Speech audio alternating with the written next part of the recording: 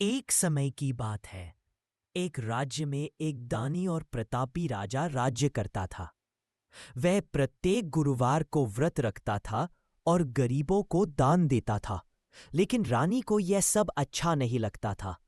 एक दिन जब राजा शिकार के लिए गए हुए थे, तब साधु वेश में बृहस्पति देव भिक्षा मांगने आए। रानी ने दान पुण्य से तंग आकर साधु से ऐसा उपाय पूछा जिससे उसका सारा धन संपत्ति नष्ट हो जाए।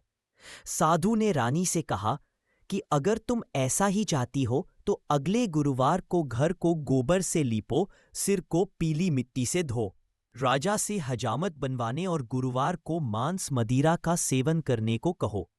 रानी ने साधु की बात मानी और ऐसा ही किया।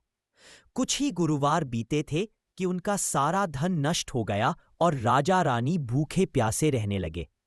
तब राजा ने रानी से कहा कि मैं दूसरे देश जाकर काम करूंगा क्योंकि यहाँ सब लोग मुझे जानते हैं। राजा परदेश चला गया और लकड़ियां काटकर बेचना शुरू कर दिया। एक दिन जब राजा शहर में लकड़ी बेच रहा था, वह रानी को याद करने लगा। रानी भी राजा के बिना उदास थी। एक गुरुवार को राजा लकड़ी बेचकर वापस लौट रहा था। तभी साधु के वेश में बृहस्पति देव राजा के पास आए।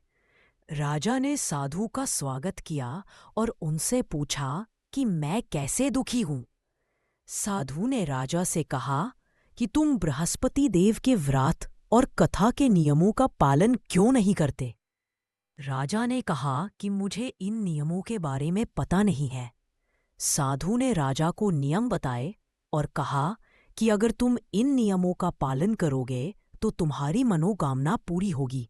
राजा ने बृहस्पति देव की कथा को ध्यान से सुना और अपने राज्य वापस लौट गए। राजा ने गुरुवार को व्रत रखा और बृहस्पति देव की पूजा की।